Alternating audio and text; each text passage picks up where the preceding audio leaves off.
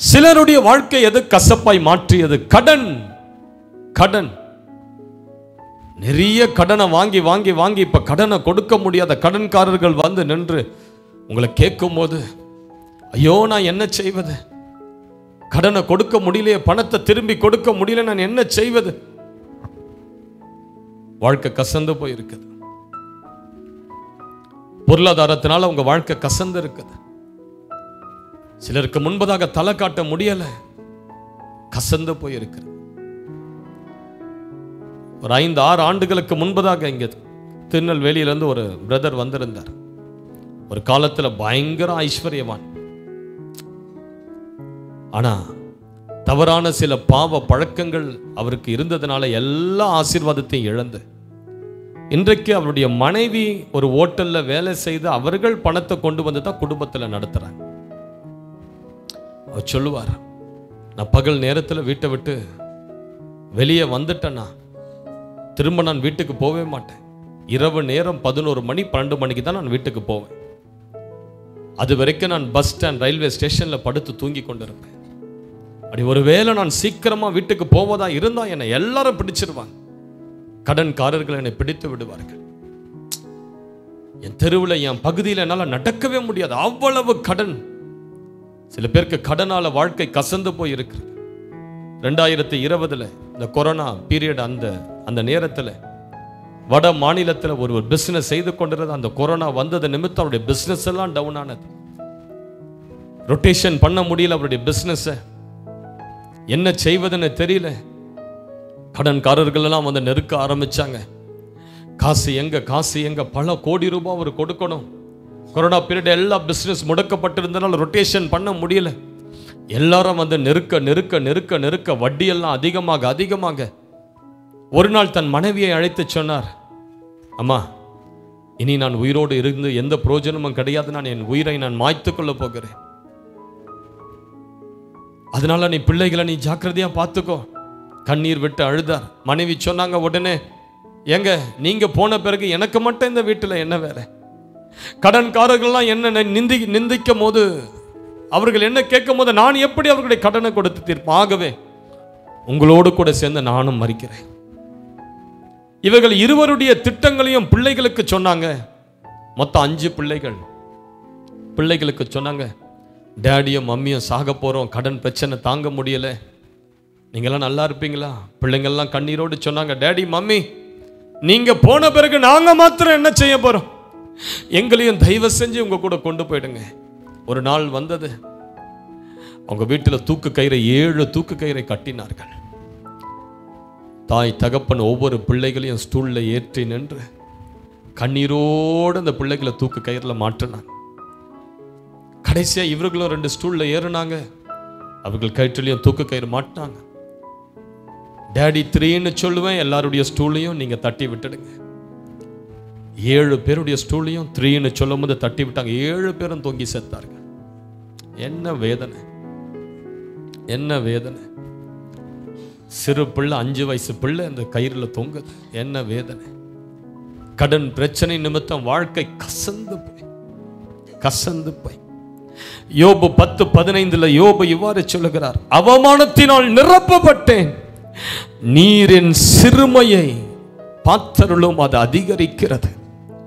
யோபு சொல்லுகிறார், ஐயோ நான் எப்படி வாழ்ந்த மனிதன், ஐஸ்வர்யவானா இருந்த மனிதன், இப்பொழுது நான் அவமானத்தினால் தலை குனிந்து வாழ்கிறேன். ஆண்டவரே என் சிறுமையை பார்த்தருளும், சிறுமையை பார்த்தருளும். சில நேரங்கள் கடன் பிரச்சனை நம்ம வாழ்க்கையை கசப்பாக்கும். குழந்தை பாக்கியம் இல்லையே, அநேகர் உன்னை கேள்வி மேல கேள்வி கேட்பாங்க. யாருக்கிட்ட பிரச்சனை? உங்ககிட்ட பிரச்சனையா? கணவரிடத்துல பிரச்சனையா? மருந்து மாத்திரையாவது சாப்பிட்டு ஏதாவது மெடிக்கல் ட்ரீட்மெண்ட்டா எடுத்து குழந்தையை பெற்றுக்கொள்ள, இல்ல குழந்தைய தத்தெடுத்துக் கொள்ள. அநேகர் போகிற இடம்லாம் கேள்வி கேட்டு கேட்டு கேட்டு உன்னை நிந்தித்து அவமதித்து.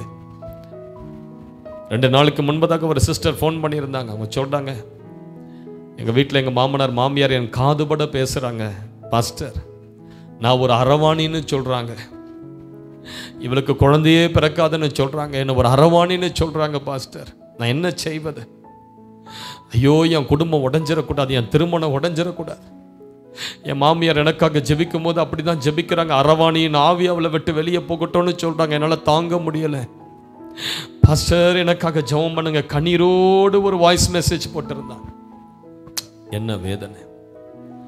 அதே போலதான் அன்னாள் பிள்ளை பாக்கியம் இல்லாத மனம் கசந்து அழுதாள். அவள் மனசெல்லாம் கசப்பு. ஆண்டவரே, எல்லாரும் என்ன நிந்திக்கிறாங்க, என் சக்காலத்தி என்ன நிந்திக்கிறா. மனம் கசந்து போய் அழுதா. அல்லேலூயா. சில பேர் பிள்ளைகளின் நிமித்தம் உங்க வாழ்க்கை கசந்து போய் இருக்கிறது. இந்த பிள்ளைங்களெல்லாம் படிக்க வச்சு பெரிய ஆளை ஆக்கணும்னு பார்த்தோம். ஆனால் இந்த பிள்ளைகள் உலகத்தோடு உலகமாய் போய் கலந்து துன்மார்க்கமான வாழ்க்கை வாழ்ந்து கொண்டு இன்றைக்கு இந்த பிள்ளைகள் நிமித்தம் என்னுடைய சாட்சி, குடும்பத்தின் சாட்சியை கெட்டு போய் இருக்கிறது என்று சொல்லி பிள்ளைகள் நிமித்தம் உங்களுடைய ஜீவியம், உங்களுடைய ஆவிக்குரிய வாழ்க்கை, ரட்சணிய சந்தோஷம் எல்லாம் கசந்து போய் இருக்கிறது. பிள்ளைகளுக்கு ஏற்பட்ட சில வியாதியினால், ஐயோ என் பிள்ளை இந்த வியாதியில துடிக்கிறான், என் வாழ்க்கை கசந்து போய் இருக்கிறது. அல்லேலூயா. சிலருக்கு வியாதியினால கசப்பு. வியாதி வந்துடுச்சு உடம்புல, எவ்வளோ மருந்து மாத்திரை சாப்பிட்டுட்டேன், எவ்வளோ டாக்டர்ஸ் கிட்ட போயிட்டேன், எங்கெங்கயோ கூட்டங்களுக்கு போயிட்டேன். வியாதி நிமித்தம் கசப்பு. எரேமியாவுடைய வாழ்க்கையில கூட ஒரு கசப்பு இருந்தது. எரேமியா சொல்றார் 20:14, நான் பிறந்த நாள் சபிக்கப்படுவதாக, என் தாயார் என்னை பெற்ற நாள் ஆசீர்வதிக்கப்படாதிருப்பதாக. அல்லேலூயா. இன்றைக்கு உங்க வாழ்க்கையிலலாம் ஏதோ ஒரு இழப்பு நிமித்தம் கசப்பு இருக்குது. வாழ்க்கை கசந்து போய் இருக்குது. உண்மையா சொல்லப்போன சந்தோஷம் இல்லை. இருதயத்தின் ஆழத்திலிருந்து, சிஸ்டர் நீங்க நல்லா இருக்கீங்களா? இல்ல பாஸ்டர், என் வாழ்க்கையில ஒரு கசப்பு, நான் கண்ணீரோடு தான் இருக்கிறேன், வெளியே சொல்ல முடியல, என் இருதயத்தில் நான் அழுது கொண்டு இருக்கிறேன். என் மனைவி ஒரு ஐடி கம்பெனியில் ஒர்க் பண்ணி கொண்டிருந்த போது என் மனைவியோடு கூட யாஸ்மின் என்று சொல்லக்கூடிய ஒரு முஸ்லிம் பெண் ஒருவள் ஒர்க் செய்து கொண்டிருந்தாள். எப்பொழுது பார்த்தாலும் துக்க முகத்தோடு வேதனையோடவே இருப்பாள். என் மனைவி ஒரு நாள் அவர்கிட்ட கேட்டா, ஏன் யாஸ்மின், ஏன் நீ எப்பவுமே துக்க முகத்தோடு இருக்கிற, ஏன் வேதனையோடு இருக்கிற? எல்லாரும் சந்தோஷமா இருக்கும் போது உன் முகம் மாத்திரம் ஏன் துன்பத்தோடு இருக்கிறது? அப்போ சொன்னாலா, சின்ன வயதா இருக்கும் போது, எனக்கு ஒரு 5 வயது இருக்கும் போது எங்க அப்பா அம்மா ரொம்ப கஷ்டப்பட்டாங்க. பணக்காசெல்லாம் ரொம்ப கஷ்டம், சாப்பாட்டுக்கெல்லாம் ரொம்ப கஷ்டம். வேலைக்கு அப்பா அம்மா போவாங்க, கடனெல்லாம் தீர்ப்பாங்க, என்னையும் பார்த்துப்பாங்க, பக்கத்து வீட்டில் என்னை விட்டுட்டு போவாங்க. எங்க அப்பா அம்மாவுக்கு 5 வருஷம் கழிச்சு ஒரு பிள்ளை பிறந்தது, ஒரு ஆண் பிள்ளை. ரொம்ப சந்தோஷப்பட்டார் எங்க அப்பா. அப்படி சந்தோஷத்துக்கு அளவே இல்லை. அந்த ஆண் பிள்ளைய பெற்று டாக்டர்ஸ்கள் அந்த பிள்ளைய டெலிவரி டைம்ல தொண்டையை பிடிச்சு இழுத்துட்டான். தொண்டையை பிடிச்சு இழுத்ததுனால அந்த பிள்ளையினுடைய தொண்டை குழாயம், மூச்சு குழாயம் டேமேஜ் ஆயிடுச்சு. அதனால அந்த பிள்ளைக்கு என்ன உணவு கொடுத்தாலும், தாய்ப்பால் கொடுத்தாலும் உடனே அது மூச்சு குழாய்க்குள்ள இறங்கிடும், மூக்கு வழியா வரும், பிள்ளை துடிக்கும். டாக்டர்ஸ் கிட்ட கொண்டு போய் என்னென்னமோ பண்ணாங்க. டாக்டர்ஸ்கள் ஆப்ரேஷன்லாம் செய்ய முடியாதது, நீங்க ஜாக்கிரதையா பார்த்துக்குங்கன்னு சொல்லி அனுப்பிட்டாங்க. 1 வருடம் எப்படி அந்த பிள்ளைக்கு தாய்ப்பாலெல்லாம் கொடுத்து அந்த பிள்ளைய 1 வயசு வரைக்கும் கொண்டு வந்தாங்க. ஒரு பக்கம் வறுமை. ஒரு நாள் அந்த அம்மா சொன்னாங்க, நான் வேலைக்கு போறேங்க, நீங்க பிள்ளைய பார்த்துக்குங்க. தன் கணவர்கிட்ட பிள்ளைய கொடுத்து விட்டு அவங்க வேலைக்கு போயிட்டாங்க. கணவர் பிள்ளைக்கு நல்ல சாப்பாடெல்லாம் குழைச்சி அந்த பிள்ளைக்கு மடியில கழுத்தி அந்த பிள்ளைக்கு அப்படியே கொஞ்சம் கொஞ்சமா அந்த சாப்பாடை கொடுத்து கொண்டிருக்கும்போது திடீரென்று ஒரு பருக்க மூச்சு குழாயில போய் இறங்கியது. அவ்வளவுதான். பிள்ளையினுடைய கண்கள் எல்லாம் வெளியே வந்தது. பிள்ளையால மூச்சு விட முடியல, மூச்சு விட திணறியது. அவருக்கு என்ன செய்யறதுன்னு தெரியல, எப்படி அந்த பிள்ளைய தேற்றுவதுன்னு தெரியல. அந்த பிள்ளை எடுத்து தட்டுறாரு, தூக்குறாரு. அவ்வளவுதான். கொஞ்ச நேரத்தில் அந்த பிள்ளை அவருடைய மடியிலேயே செத்து போனது, மூச்சு திணறு. அதனால அவரால் துக்கம் தாங்க முடியல. பயங்கரமான ஒரு குற்ற உணர்வு. என் பிள்ளைக்கு நானே உணவு கொடுத்து கொண்டுட்டேன், என் பிள்ளைய கொன்னுட்டேன், சின்ன பிள்ளைய கொன்னுட்டேன். அழுது அழுது அழுது அழுது அழுது 1 வருடத்தில் அழுது அழுது துக்கம் தாங்க முடியாத 1 வருடத்தில் அவரே இறந்துட்டார். சிறு வயதிலே அந்த அம்மா விதவையாய் அந்த பெண் பிள்ளை அவர்களே வளர்த்தார்கள். அதனால அந்த குடும்பத்தில் எப்பவுமே ஒரு சந்தோஷம் இல்லை, ஒரு நிம்மதி இல்லை. இந்த மக சொன்னா, எங்க அம்மா முகத்துல சிரிப்பே பார்க்க முடியாது. எங்க அப்பா இறந்த துக்கம், சிறு பிள்ளை இறந்த துக்கம். எங்க வீட்டில் எப்பொழுதுமே ஒரு கசப்பு. எந்த ஃபங்க்ஷன் போனாலும் என்னதாங்க ஜோக் அடிச்சாலும் எங்களால சிரிக்கவே முடியாது. எங்க இருதயமெல்லாம் கசப்பு, துக்கம். ஹல்லேலூயா. எத்தனை பேருக்கு புரியுது நான் சொல்றது? சில இழப்புகளின் நிமித்தம் துக்கம், கசப்பு. இங்க கூட சில பேர் இருப்பீங்க, ஐயோ அதை இழந்துட்டேனே, கணவரை இழந்துட்டேனே, அப்பா அம்மாவை இழந்துட்டேனே, பிள்ளையை இழந்துட்டேனே, வாழ்க்கை கசந்து போய் இருக்குது. பயப்படாதீங்க. சில பேருக்கு மாந்திரிகத்தின் போராட்டத்தினால கசப்பு. என்ன பாஸ்டர் செய்யறது? எங்கெங்கயோ போயாச்சு, எவ்வளவு பாஸ்டர் கிட்ட போய் ஜெபம் பண்ணியாச்சு, செய்யாத ஜெபம் இல்ல, செய்யாத உபவாசம் இல்ல, வேதத்தை எடுத்து எவ்வளவு வாசிச்சு முடிச்சாச்சு, எவ்வளவு கூட்டங்களுக்கு போயாச்சு, அவமானப்பட்டு கொண்டிருக்கிறேன், வெட்கப்பட்டு கொண்டிருக்கிறேன். ஏன் இந்த பிசாசின் போராட்டம்?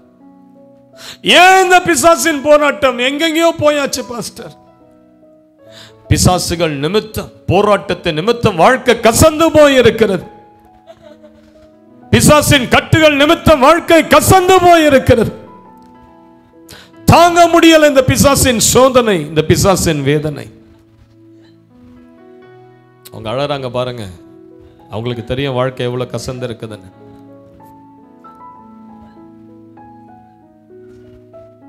அழாதீங்க. நகோமி சொல்றா, சர்வ வல்லவர் எனக்கு கசப்பை கட்டளையிட்டார், இனி என்ன நகோமி என்று அழைக்க வேண்டாம். நகோமி என்றா என்ன அர்த்தம்? பிளஷர், இன்பம், சந்தோஷம் என்ற அர்த்தம். ஆனா வாழ்க்கையில பயங்கரமான கசப்பு. கணவனை இழந்தா, 2 பிள்ளைகளை இழந்தா, நிறைவுள்ளவளா போனா, ஒன்றுமில்லாத வெறுமையானவளாய் தன் சொந்த தேசத்துக்கு திரும்புகிறார். ஜனங்கள்லாம் பார்த்துட்டு சொல்றாங்க, நகோமி வந்திருக்கிறா, இன்பமானவள் வந்திருக்கிறா, சந்தோஷம் என்று பெயரை உடைய நகோமி வந்திருக்கிறார். நகோமி சொல்றா, டோன்ட் கால் மீ நகோமி, கால் மீ மாரா, என்னை மாரா என்று அழையுங்கள். சர்வ வல்லவர் எனக்கு கசப்பை கட்டளையிட்டார். கசப்பை சிஸ்டர், பிரதர், நான் சொல்றேன், உங்க வாழ்க்கை எவ்வளவு கசந்திருந்தாலும், அந்த மாறாவின் தண்ணீர் கசந்திருந்தது, பல ஆண்டுகளா பிரோஜனமற்ற தண்ணீரா இருந்தது. எனக்கு ஒரு வாழ்க்கை இல்லையே, என்னுடைய வாழ்க்கை மேன்மைப்படாதா, என்னுடைய வாழ்க்கைக்கு ஒரு நல்ல காலம் பிறக்காதா, என் தலை உயராதா, இந்த சூழ்நிலையை விட்டு நான் வெளியே வர மாட்டேனா, எப்பொழுது நாங்கள் கீர்த்தியும் புகழ்ச்சியுமாய் வாழ போகிறோம். அநேக வாக்கு தத்தங்கள் உண்டு, ஒரு வாக்கு தத்தமாகிலும் என் வாழ்க்கையில் நிறைவேறாமல் இருக்கிறது என்று சொல்லி மனம் கசந்து போய் இருக்கிறாயோ, இன்றைக்கு கர்த்தர் கசந்து போய் இருக்கிற மாறாக்களை பார்த்து சொல்லுகிறார், நிச்சயமாய் முடிவு உண்டு, உன் நம்பிக்கை வீண் போகாது. நீதிமொழிகள் 3:26 சொல்லுகிறது, கர்த்தர் உன் நம்பிக்கையாயிருந்து உன் கால்கள் சிக்கிக் கொள்ளாதபடி உன்னை கர்த்தர் காப்பார். ஹல்லேலூயா. பயப்படாதீங்க சிஸ்டர். நான் சொல்றேன், மாறாவின் தண்ணீரை மாற்றினாரா? மாறாவின் தண்ணீரை புரோஜனமான தண்ணீரா மாற்ற, ஒரு தண்ணீரையே என் தேவன் மாற்ற வல்லவரானால், அவருடைய சாயலாக சிருஷ்டிக்கப்பட்டு உனக்காக கல்வாரி சிலுவையில் 6 மணி நேரங்கள் இரத்தத்தை சிந்தி உனக்காய் 3 நாட்கள் கல்லறையில் அடக்கம் செய்யப்பட்டு உயிரோடு கூட எழுந்து உனக்கு புத்திர சுவிகாரத்தை கொடுத்து உனக்காய் தன் இரத்தத்தை சிந்தி உன் சரீரத்தை அவருடைய ஆலயமாய் மாற்றிக்கொண்ட உன்னுடைய வாழ்க்கையை கசந்து நிறைந்த வாழ்க்கையாகவே விட்டு விடுவாரோ? நான் சொல்றேன், உன் கசப்புகள் இன்றைக்கு மதுரமாய் மாறும். நல்ல கைகளை தட்டி உன் கசப்பு நிறைந்த வாழ்க்கை மாறும்.